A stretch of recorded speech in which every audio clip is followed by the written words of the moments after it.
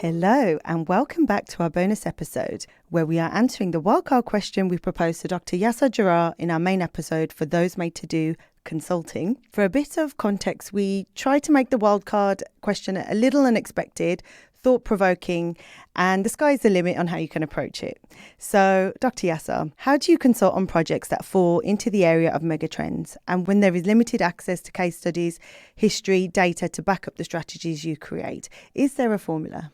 So the answer is there's no formula, but that's the only form of consulting left now. So your wildcard question isn't throwing me off because that's what we've been doing for the last few years. And we think the future is going to be only like that. Does anybody believe that the next 5 years will look like the past 5 years? So if we don't believe that the next 5 years will look like the past 5 years, what is the value of experience in the last 5 years or data in the last 5 years? Everything we've done pre-COVID, pre-ChatGPT, pre-generative AI is useless now. I'll take you back to the days before iPad and iPhone. An iPad and iPhone isn't a product. It's the ability to interact with your phone through touch and through apps. Everything pre-2009, every experience you've gained is absolutely useless because the world started interacting through touch. And now, every day we come up with something new.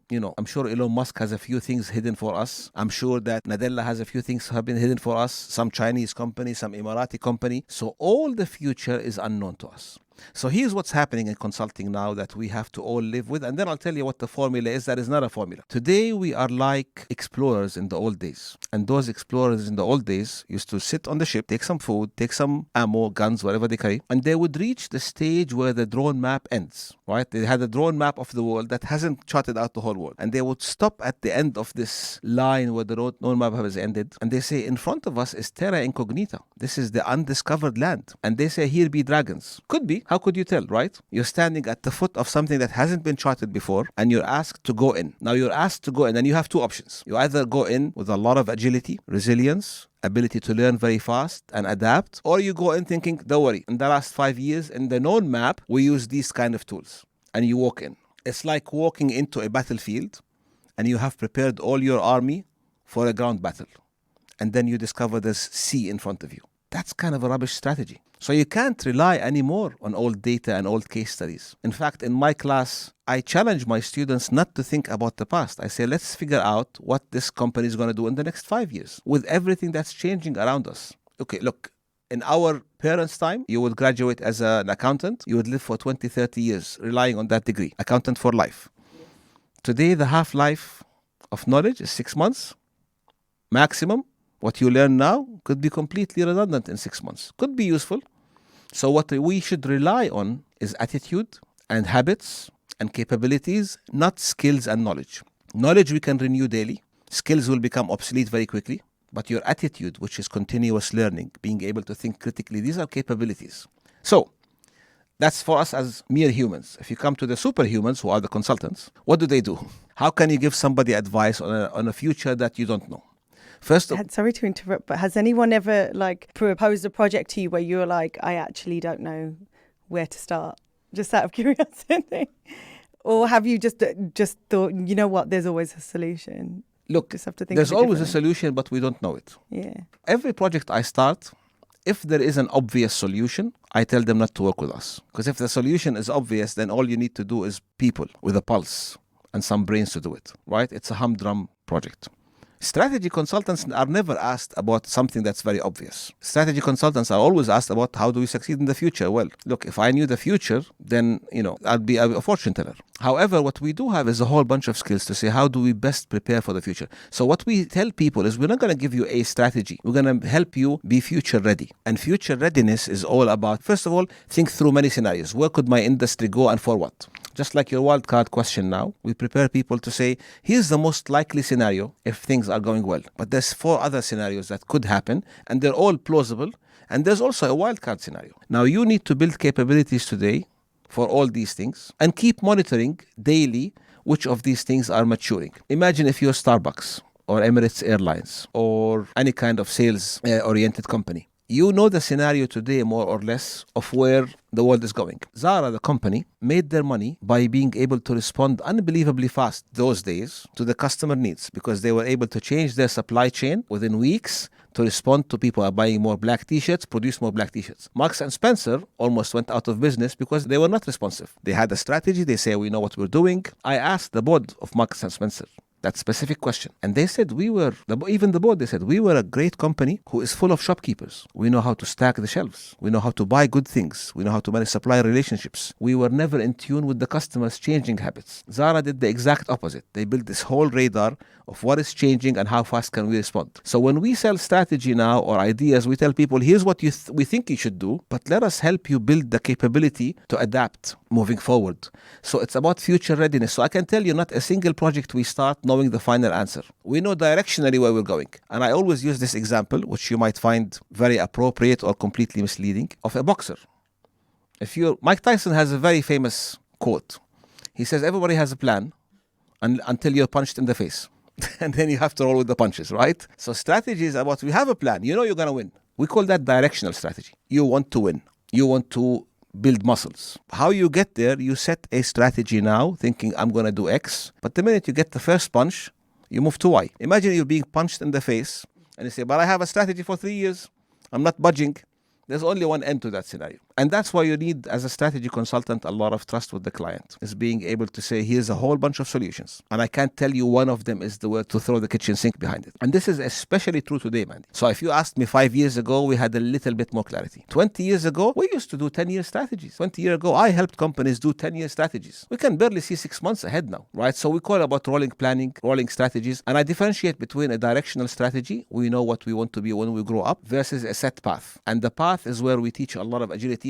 And that's where I think the new age of strategy consulting now has to do a lot with future readiness, as opposed to a set future that you're chasing. And hence you have to build these capabilities inside. Businesses that will win in the future are the most agile. I mean, Darwin said that from day one, right? Species that survived were not the strongest, the cutest, or the biggest. They were the most responsive, the most agile, the most adaptable. And the same thing is happening for companies now. The ability to spot trends. That's where consultants come a lot. I help a lot of my clients by saying, here are the 5 trends you should worry about. That's what they don't usually see on their own in their own units. So in a very long way to answer your question, to say, how do you deal with terra incognita? I think the whole world is terra incognita now, and every single assignment is terra incognita. And if you claim to anybody that, don't worry, we know what's going to happen, trust us, it's a matter of time before you make that big mistake, because it's so unclear for companies, for countries, and even for us as individuals. So better to be much more adaptable, but setting a directional strategy is unbelievably important. The path there is adaptable. If you were to draw an average timeline for a directional strategy right now, how many years ahead are you planning for a large company? So I'm going to borrow an idea that I learned from His Highness Sheikh Mohammed bin Rashid Al Maktoum, and I talked about it actually in the Sheikh CEO book. He mentioned once something called tactical strategy. So Sheikh Mohammed likes a vision. So there's a vision. You have to have a vision for about 5-10 years. What do you want to be? And I always call this, where do you want to be when you grow up, right? When I grow up in the next 5 years, I want to be there. And then how do I get there?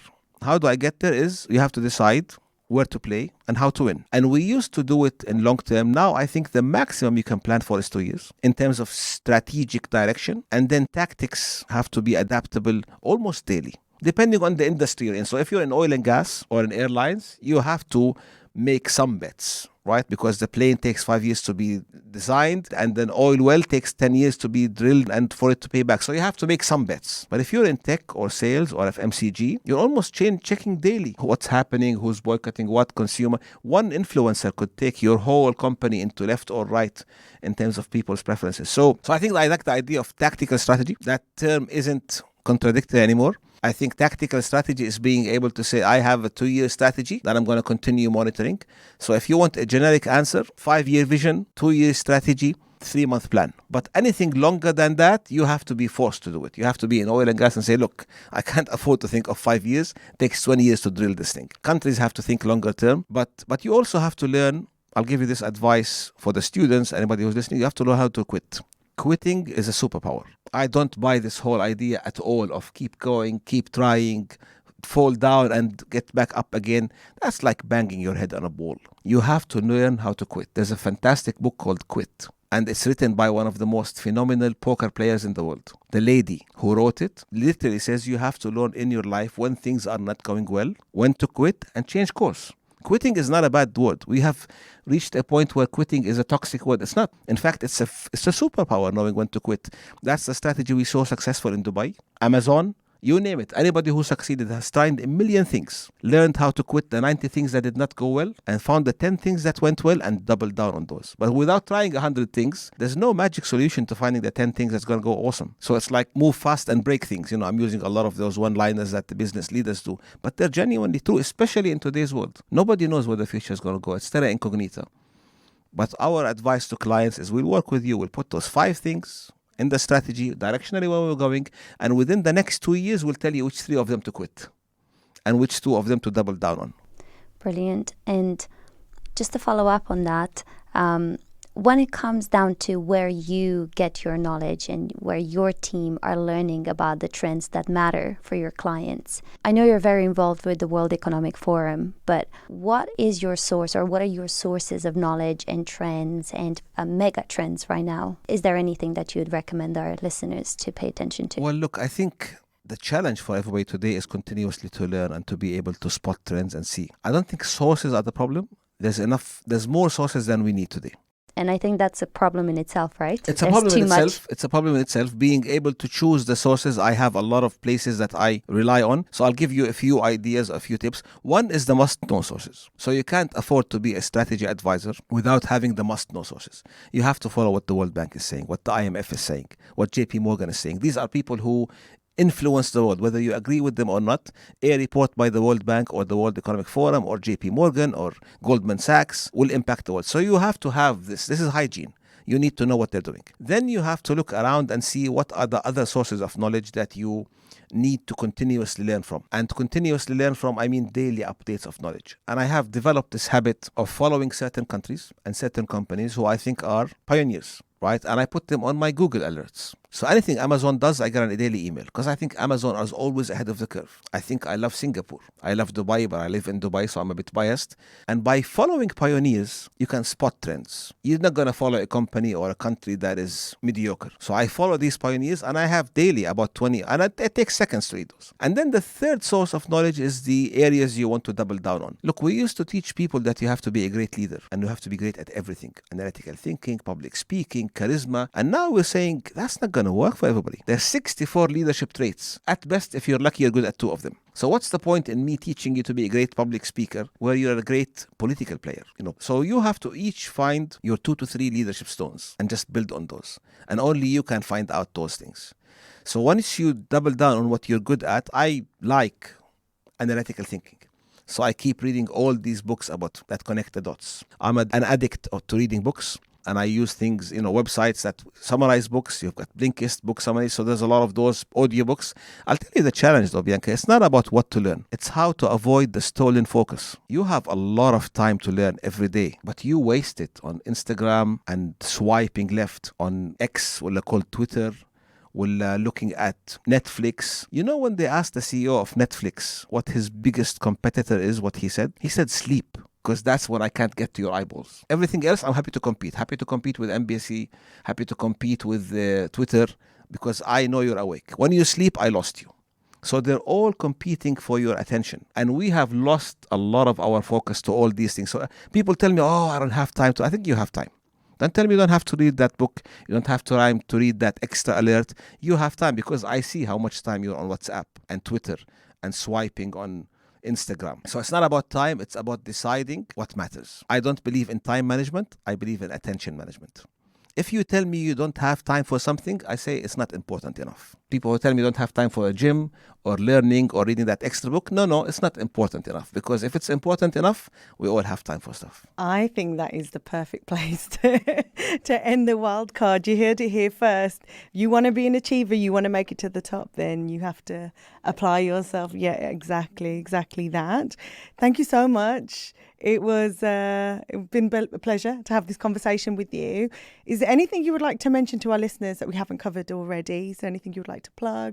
Are you speaking anywhere? Do you have another book coming out? I would always like to plug my book, which is closest to my heart, which is The Sheikh CEO. I have a bunch of new books coming out. One of them is called 1833. You heard it here first. That's the year that actually effectively Dubai started Al Maktoum Ziyarah. I call it the Dubai Code. And the reason I'm writing the Dubai Code is 85% of the world today is what we call emerging markets. 85%. That is home to some of the fastest growing economies in the world. That is home to the fastest growing populations in the world, where middle class is erupting. The future of our world economy is going to be in emerging markets.